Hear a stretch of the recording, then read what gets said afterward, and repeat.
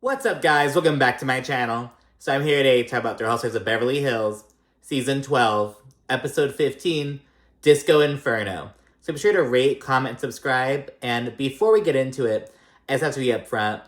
There was like a lot of shit going on in this episode. It was like a fever dream almost. So like everyone going into this episode, that we were looking forward to like the moment where Garcelle reads Erika down. Of course, that happens in like the last 5 or 6 minutes of the episode. But in between that, it's just a lot of like little random shit. It's just like, I don't know how to explain. You'll see what I mean as we get into it. It is just, it's like a fever dream. I like had to do like a close second watch. I was like, what the fuck just happened? It was a lot of rewatching and me just like, how do we get to this subject? You know what I mean? A lot of like, it was just a lot going on. I don't know if it was the editing or just bouncy conversation. I don't know. You'll see what I mean. But let's look right into the episode. So we pick up where we left off, and Lisa Rinna just finished dramatically crying at the Homeless Not Toothless charity event. Oh god, this thing is that the charity is actually trending on Twitter right now. Everyone's talking shit about it though, but it's trending, so it's getting people talking about it, but not for the right reasons. And yeah, Lisa Rinna just finished crying. She was like, like she was just being so dramatic. It was like the soap actress bitch in her came out. It was just so extra. I understand she was having a moment. It was later her mother passing away, but it was like, oh my goodness, just like the manner in which she was crying. And it's Lisa Rinna. I'll talk shit about her if I'm crying if I want to. It's not like it's someone like we like, you know what I mean? Like let's let it happen. And the first like random ass thing is like, so right after Lisa Rinna finishes crying, Dorit, who's like hosting this charity event, she's like, oh, should we bring up the birthday cake? Is now a good time for the birthday cake? And like, oh yeah, because it's around the time of Kyle's birthday. She's a Capricorn, so it's like January around that time. And yeah, so they bring up a birthday cake. They sing happy birthday to Kyle for like 10 seconds. And then it's like, as if it never happened. It was like, wait, what the fuck? It was so, they have a birthday cake for Kyle. Then at the table afterwards, Crystal, she kind of addresses the ladies talking about her eating disorder without her. She says that she's on it and she's on a journey, but she doesn't really check them or anything. You know what I mean? Like, you would think that she'd be like, oh, so I heard you guys like judging me. Remember, Sutton told her that the other ladies are being kind of judgmental about her ED and stuff like that. But Crystal doesn't really check them, or she doesn't like address that aspect of it. She just kind of shares. She kind of tries to vindicate herself a little bit. She kind of just shares that she's, I'm on my journey, I'm doing my thing, just so you guys all know that. So she brings that up, and then afterwards, after that's kind of put to bed, in a way, Crystal didn't. I really wish she would have checked them. Not really checked them, but I don't know, have been more direct, maybe? I don't, because we can tell, there's another scene later on after the party that we can tell it's still kind of bugging Crystal, so that's why I'm bringing it up, you know what I mean? It doesn't seem truly resolved, but after that, Garcelle, she asks if there's anything else that needs to be cleared up, and then Sutton, she kind of takes a cue to be like, oh, I'm so bothered by Erika referring to me as a liability.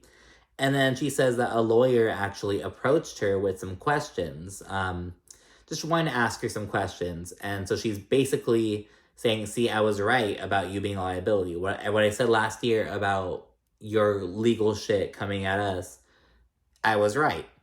Essentially says, you were a liability to all of us last year. And, she says that she, like, I've come to learn Erika Jane has a lot of lawsuits. Like, she says something along that line of all the legal shit Erika's going through. She like, addresses it again. Because mind you, we haven't really talked about it this season. It's kind of like the elephant in the room, like the Voldemort of the thing that's like, okay, no one's really talking about it. They're kind of joking about how like broke Erika is, how she's downsizing and how she's like going through a lot.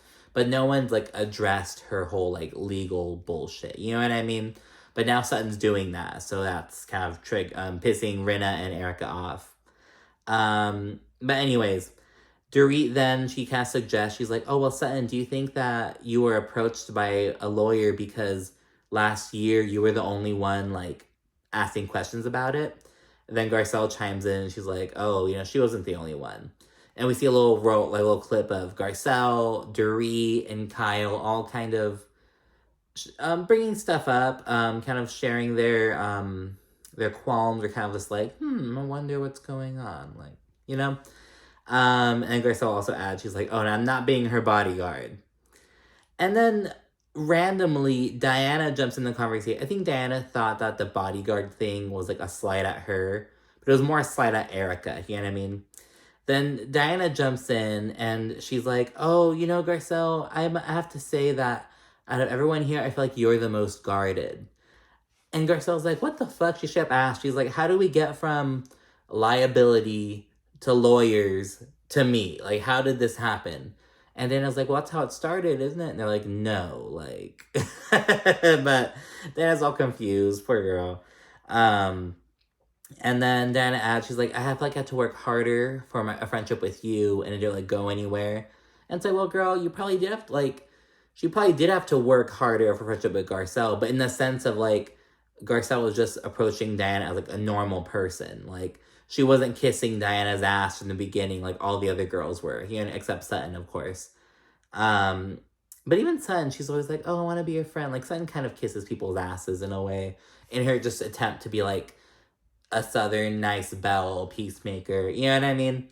But anyways, and then so Garcelle, she's like, what the fuck?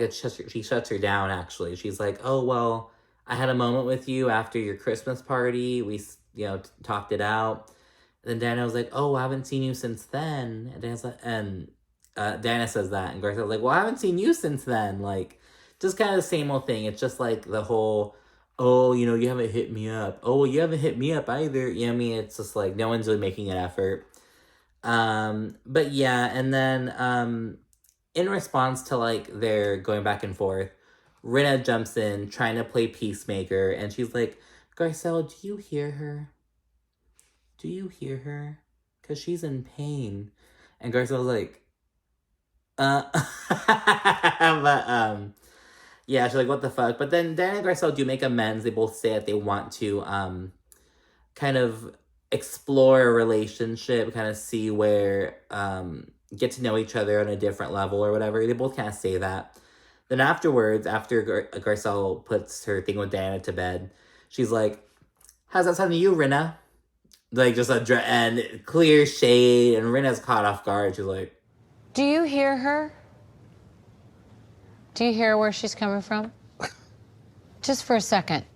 What do you hear? What do you hear her say? I think she's sad and in pain about whatever happened between you two. I'd just like to know you better differently. I would like to know you better Yeah, differently as that's all. well, Diana. That's what I'm saying. How do you feel about that, Rinna?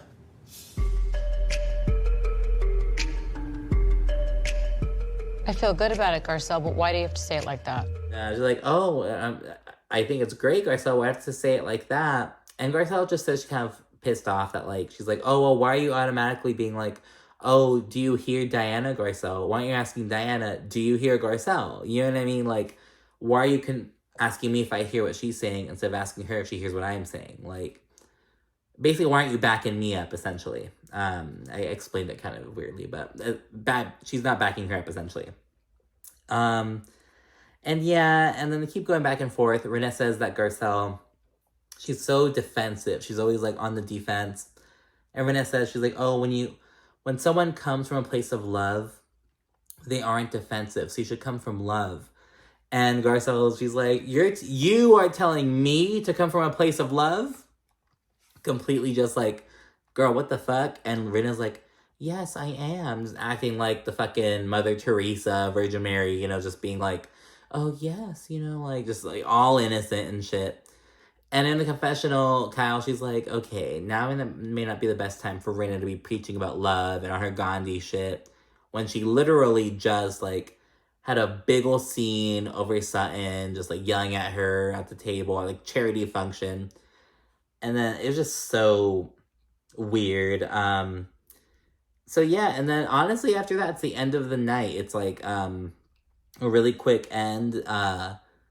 We see, so Garcelle and Diana never really had anything, but what came up has been settled. And with Rena, it's just kind of like awkward tension. Nothing, like, too crazy, but it's just like, like, I don't know. You can tell that, like, Rinna and Garcelle are just, like, I don't know. I think Garcelle, she's, again, as we know, she's holding on to the Denise stuff about, like, oh, what Rinna did to Denise Richards. But, yeah, it's like, Garcelle's just not fucking with Rinna. She's not fucking with Erika, as we see in the next episode, but I'm getting ahead of myself. But yes, that's the end of the night, and then the next morning, we see a scene with Crystal and Rob. They're in their kitchen having some wine. And Crystal kind of tells Rob about the girl discussing her eating disorder, and she says she feels pressure to get help and pressure to, like, answer to the ladies, and she doesn't want it to be like that, and she gets emotional, starts crying and stuff. And Rob is very supportive. I thought it was really cute. Like, on the one hand, I was like, well, me and Celeste can do, but, he was just, he wasn't, like, trying to, like, offer advice, like, fix. He was just being there for Crystal, validating her feelings. I think she would really appreciate what she needs. So, I think he was really supportive and, like, the kind of support he was giving Crystal. You know what I mean? I think it was stuff that would serve her. Then Kathy Hilton drops in, and she's kind of meets up with him. She shares her insight on the situation, on what's going on with Crystal and the girls. She says that she feels like, although the girls are coming from a good place, she believes in their heart, but she doesn't feel like Crystal should be put on the spot to answer all these questions. And Kathy basically believes that Crystal should be able to just be like, yes, I have an issue. I'm working on it, and anything else is just my business, So Kathy's team Crystal. And then she, like, asks Rob and Chris, she's like, oh, can I have, like, a cracker? Like, just a cracker, something to munch on? And like, oh, yeah. So, like, they're running around the kitchen, like, you want some almonds? Like, oh, we have some crackers, you want some cheese? Like, want blue cheese? Want some Gouda? Do you want, like, what do you want to, do you want something to drink? Like, they're just running around the kitchen trying to, like, satisfy Kathy Hilton's appetite. It's just really kind of funny. We're not lawyers, we're not doctors, we're not therapists, and it's just, to me, I don't think that you should feel the pressure of having to answer all the questions. And it's okay to be strong and say, you know what? Yes, I have an issue, and I'm working on it, and that's really between me, myself, and I. See why we've been friends for so long. Do you have a cracker? Yes, what do you want? I'm a little hungry. Oh my God, well, we've got this whole beautiful basket that just arrived today. Yeah. Just something to nibble on. Some almonds, perhaps? No, whatever. Cracker. Ooh, That's those you. are good. Would you like some cheese with those crackers? Just a little bit. Are you a blue cheese person? No. Gouda? Mm-hmm. Okay. Do you have a Diet Coke or something? Yes. Oh, a little napkin. Would you like it in a glass? Sure. Then we have a quick scene with Kyle. Again, it's around the time of her birthday, so she's having, like, a little get-together with her daughters and stuff. Like, a little family thing. Except Sophia, I think she's away at school. But yeah, all her daughters are there. They're wearing, like, matching pajamas with Kyle. And Farrah, she brings her fiance. And they're kind of discussing her and her fiance's wedding and stuff like that. And Kyle's reminiscing about her and Mauricio's relationship and, just stuff like that. A little family scene. And then another day, we see Rinna and Erika. They're linking up for lunch, and it's like, ooh. So they're linking up, and Rinna discusses her breakdown at the charity dinner. Again, it's so dramatic. I'm sorry. I'm never gonna not make fun of that. And she said Sutton is her trigger. She's like, oh, Sutton just triggered me. I don't know what it is, but she just brought it out of me. Like, Sutton has these bitches, like, graying, losing hair and shit. And Rinna, she brings up to Erika, she's like, and why did Sutton bring up you being a liability and bring up your legal issues there? Like, why did she bring her your legal issues? Like, Rinna's just mad that, like, because they're all trying to go on a different route. Like, oh yeah, Erika, she's going through a rough time, but she's making the most of it. She's letting loose. She's having sex. She's drinking. Yada, yada. She's broke. Whatever. But no, Sutton reminded us all. She's like, no, she's still in the legal trenches. She's going through it. So Rinna's upset with that. And then while they're talking, Erika and Rinna, they both kind of agree that Sutton, she's the kind of person that she'll, like, hold on to stuff and she'll throw it in your face later on, like, as ammo or whatever. It's like, well, I mean, to be fair, it's like, it's housewives. That's a valid tactic, you know what I mean? But yeah, and they both say, like, Sutton can be cool, I like her, but, she flips, and then she ultimately, they say that she's her own worst enemy. And yeah, and then Rinna also begins discussing the upcoming disco party for Rinna Beauty. It's like a launch party, like a disco theme. So we get to that later on in the episode. And then with another sit down, we see Kyle and Sutton. They're looking up for a drink. And then Kyle, she tells Sutton, she's like, oh, you threw everyone for a loop by bringing up Erika's lawsuits at the charity. Again, everyone's acting like they had it just hadn't been talked about in the group for so long. I feel that they're like, oh shit, you know what I mean? It's like, again, it's like the thing, it's like, the dirty little secret that everyone knows but no one's going to talk about. It's like, that's basically what it was.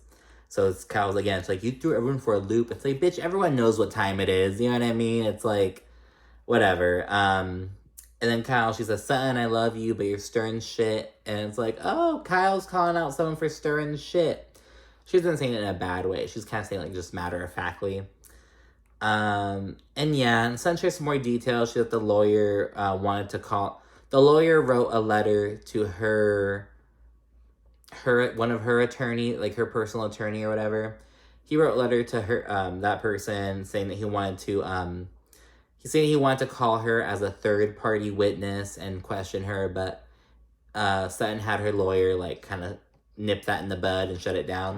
And yeah, then after that, we see the ladies, they're getting ready for the Rinna Beauty event. They're getting all discoed out and shit. Everyone goes all out with their outfits and everything. A lot of, specifically Rinna and Garcelle, they're reminiscing about Studio 54 and, like, the times they had back in the 80s and shit. Garcelle's a story about Coke. She's like, oh, I was there at Studio 54 and got invited to, like, this little, like, section. And she had, there's, like, lines of Coke on the table, and they offered her some. And she's like, well, I don't want to say no, but... And then she was going to go do it, but she, like, accidentally, like, brushed it away. Because I think she might have, like, talked while she was going down, and it brushed it away, and everyone got mad at her. And it was a funny little story, and it was like, ooh, girl. She's like, oh, thank God I didn't have to do that Coke. The girls all try taking a group photo, but it's kind of tricky because they all have, like, so much hair right now. They wind up taking some, but they're all, like, in different angles and shit. Like, they made it work. And then they all sit down. Kyle invites everyone to Aspen, the fated Aspen trip that we're all... I don't know what to expect. But yeah, well, I know it's going with Kathy, but I'm like, ooh, Aspen! It's almost here. And then while they're bringing it up, Kyle says that Kyle has a place out in Aspen. It's a small little place. So not everyone can stay there. So it's going to be people staying at Kyle's house, and there going to be some people staying at another house, like, 10 minutes down the road. But Diana, she's like, oh, I'll just stay in a hotel. It's fine. Because Diana's thing is like, oh, I'm a great hostess, but I'm a terrible guest. I'm very high maintenance. I have a lot of needs. So she's like, I'll just stay at a hotel. Which is kind of just weird, you know what I mean? But, whatever. And yeah, it's a good, fun vibes at the disco party. We see a little scene of Kathy talking to Garcelle about Rick Hilton, her husband. And cancel culture says some shit about, like, yeah, Rick always had to be on his best behavior. And he says that even, especially today, if you say or do something, that's not, like, considered okay, you're canceled. And it's like, ooh, Kathy, we're getting the setup, you know what I mean, for what goes down in Aspen. And yeah, and then while they're sitting down, Kyle, she asks Sutton, she's like, oh, how do you feel about your thing with Erika the other night? You can tell Kyle's playing producer again. Sutton says, she's like, I was just put off by the liability comment. Then Kyle's like, what do you think she even meant by that? And Sutton's like, I have no idea. And Kyle, with no fucks given, she's like, hey, Erika, what did you mean when you called Sutton a liability? And it's like, damn, bitch, like, no tact at all. Like, no fucks given. Not trying to, like, just straight up. It was like, okay, Kyle, 2 episodes in a fucking row. Like, this bitch. But, you know what? It's getting shit moving, you know what I mean? So whatever. Erika, she winds up saying, she's like, I meant that Sutton and Garcelle, like, Sutton's a liability to Garcelle because their relationship causes us to not want to get close to Garcelle, essentially. And fun fact, it's actually exactly what Cherie Zampino recently said, like, in real time. She was on, like, a podcast or some shit, and she basically said that same thing. She said she feels as though Garcelle's friendship with Sutton is causing some of the other ladies to not want to, cozy up to Garcelle, essentially, and it's like, oh my goodness. So, yeah, Erika says that, and Cherie's here, she doesn't say shit, but we now know in real time that she agrees with that. And then Garcelle, she upset, she's like, Erika, you can't treat me well, and then treat my friend poorly, and expect me to just, like, not have an issue with it. She says it's not even about Sutton, it's just, you doing that to someone she knows and is cool with is just gonna bother her. Because remember, Erika was vile to Sutton last year, and arguably you can say that Sutton was like digging around and just doing shit with Erika, but Erika was mean to Sutton last year. So Garcelle's like, hey, I don't know what you expect, right? And then seemingly in an effort to like make Sutton look bad, essentially, Dorit and Rinna, they proceed to bring up how Sutton threw Erika's lawsuits in her face at the charity dinner. And Rinna's like, that was mean. Like, that was so mean of you to do. Like, it's like, Rinna, shut up. Like, I don't know. Rinna's just being so stupid. I cannot stand Rinna. I want her. She needs a year off. And I understand she needs a year off. You know? And I'm not saying that she needs to step. I'm saying that Bravo needs to make that bitch take a year off. You know what I mean? She needs to, like, be on the Nene treatment. Not how she is now, but like how she was like kicked off for a season or demoted for a season and brought back, or like the Kenya treatment. You know what I mean? And yeah, then during the conversation about regarding Sutton bringing up Erika's lawsuits, Kathy like mentions the charity gala name. She's like, oh, but she butchers it. She's like, oh, at the Toothless Not Homeless thing, like at the Toothless and Homeless charity, like something like that. So Kathy butchers a name, and Garcelle laughs, and then Dorit gets all butthurt, and she's like, it is not funny. This charity does a lot of good things, and blah, blah, blah. So Dorit's all butthurt, and but everyone is fucking up the charity name. Like, Kyle can't say it right. Sutton can't say it right. Everyone's just like, it's a terrible name. It needs to be changed. But Dorit is like, no, it is a great charity. It does a lot of good things for people. It does great things. Like, I'm sure it does. But it's like, girl, both things can be true. You can acknowledge that the charity does, like, good things for the houseless community. But you can also, like, address, like, yeah, the name kind of sucks. Or at least say the name's provocative or something, but Dorit just butthurt that everyone's, like, making fun of the name, essentially. And not even making fun of the name, they're making fun of it, the fact that, like, no one is, like, saying it correctly, you know what I mean? So after we had dinner at Dorit's house, and we had the whole conversation with Sutton. At the Toothless and Homeless Foundation? Not Toothless and Homeless. The name is not amazing, but they do good work, that's all that matters. They do amazing work. Forgetting about the Toothless Not Homeless charity. No, it's not homeless, not toothless. Homeless, You not just said toothless. It's homeless. What is the name of the charity?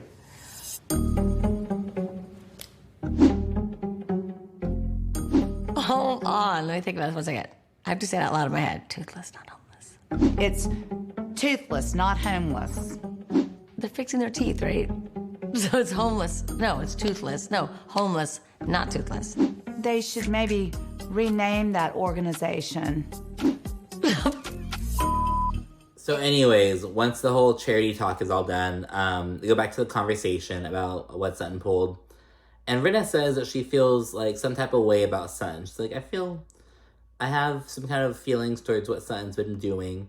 And Sutton's like, girl, you've already fucking said because Because remember, Rinna has said on like 2 or 3 separate occasions, like, we'll put this to bed, we'll move on. But she's continually proving that she's always still upset about shit. It's like, again, Sutton just has these girls bothered, you know, because Rinna keeps saying, oh yeah, we'll move on, we'll move on. But she just can't. She cannot move on. And then while Sutton, she's responding to this situation, she kind of stammers over her words. She, like, mixes her words up or whatever. And Erika, she's like, oh, and I have a drinking problem. Like, oh, and I'm the one with an issue. But we can talk about that later. And Garcelle kind of picks up on it. She's like, oh, like, what's going on over there? Like, she kind of picks up on the shade. And Erika proceeds to say that Garcelle tried to push the narrative of, that Erika had a drinking problem. And Erika calls it a false narrative. Erika's like, I only wilded out 3 times. 3 times. That's not a drinking problem. And mind you, it's like 3 times on camera. 3 times on camera, girl. It's like, come on, who are you kidding? And then Garcelle, she says, you know, just because it is a narrative, but just because you don't like it doesn't mean it's false. Like, don't do me like that, you know what I mean? And Garcelle, she also says that she's like, you know, I never said that Erika had a drinking problem. Because what Garcelle said was, like, Erika needs to balance her medication and her alcohol intake. And Garcelle also said that she was like, oh, you don't think that this could lead to an alcoholism? So Garcelle, like, she's choosing her words carefully, you can tell, as she's talking about it. She's not going around saying that Erika's an alcoholic or anything, you know? But yeah, anyways. Erika then accuses Garcelle of gossiping about Erika's issues with the other women. She's like, I heard you've been going out to other women in the group and discussing my problem and trying to make it seem as though I'm worse than I really am. Essentially, Erika feels as though Garcelle is, like, making a mountain out of a molehill, essentially. And yeah, and also Erika says she feels like Garcelle's trying to make her look bad. And Garcelle, the line we've been waiting for, Garcelle's like, I don't have to make you look bad, Erika. You can do that on your own. And everyone's all shocked, like, holy shit. But Erika has a quick comeback. Erika's like, oh, well, and you can make yourself look like a liar. Like, she says that Garcelle is lying about her intentions behind being worried about Erika, essentially. Garcelle's worried about Erika, but Erika feels like Garcelle isn't being genuine about it. So now she's trying to call Garcelle out, and Garcelle's like, what the fuck? Erika says some shit about, like, oh, it's my life. I can do whatever I want with it. And Garcelle's like, fine. Ruin your life. That's your prerogative. Do it. So it's a whole thing. We see in the preview for the next episode that Garcelle's actually really pissed that Erika called her a liar and questioned her integrity and shit. So, yeah, there's a major rift with Garcelle and Erika now. I got together with these ladies, and I said, does Erika seem like something's happening with her? Okay, but is that to make Erika look bad, or is that out of genuine Erika, concern? I don't have to make you look bad. You can do that on your own. And you can make yourself look like a liar right now. Oh, so now you're calling me a liar? It makes it feel like you had some other ulterior motive. You just wanted me to have a problem, and it... You having a problem doesn't change my life in any way. And it does, and it Good shouldn't. or bad. Or anybody else's. And it's my life to destroy or build, or Then rebuild. destroy it. Blow up your life. It's your prerogative. And oddly, Kyle then jumps in. She kind of redirects back to Sutton for some reason. I think it's the editing. It was just choppy. She says, like, oh, so Erika and Sutton, they have a love-hate relationship that I think they can just start over from. And then Sutton follows this up by telling Erika directly. She's like, Erika, I'm going to call you tomorrow so I can let you know what's going on. And Erika, she's like, please don't. She's nice enough about it, you know what I mean? She said please, I guess, but yeah, she acted like, she like winced at the thought of Sutton calling her. It was like, oh, Erika, calm down. But yeah, so it's kind of awkward, but you can kind of tell everyone knows where they stand with each other. It was kind of really awkward, and it kind of sucks because it's like, it was really good vibes, you know what I mean? But yeah, and then the episode ends with Kathy, like, whispering to Garcelle, like, venting about the charity name. She's like, oh, you know, I really got my head bitten off about the charity name, but, you know, who cares? Toothless, homeless, homeless, toothless. What difference does it make? Like, I've done a lot for the homeless community and for the toothless community. Like, some shit like that. She was kind of whispering to Garcelle about it, and that is where the episode ends. So, like I said, this recap felt like it was everywhere, but I'm telling you, that is how the episode was. Like, I had to watch it twice to, like, make sure, like, I wasn't, like, tripping or I didn't miss shit. But no, it was just, like, a crazy episode. Again, we were really just running. We were just waiting to see Garcelle read Erika down. It was the last 5 minutes. And, again, it was, like, a whole back and forth kind of thing. So, yeah, it was, I don't know, this episode wasn't super great, but, you know, it was necessary. It was needed, you know what I mean? But, anywho, thank you for watching. Be sure to rate, comment, subscribe, and stay tuned for more. Because, again, next week we are hitting Aspen, baby. So, yeah, I'm really excited for that. We don't get to the Kathy Hilton drama right away. We have, we're kind of still on the Garcelle, Erika drama in the next episode, it seems. But the Kathy Hilton drama is coming, and I'll be here to recap it. Thanks again for watching. Bye.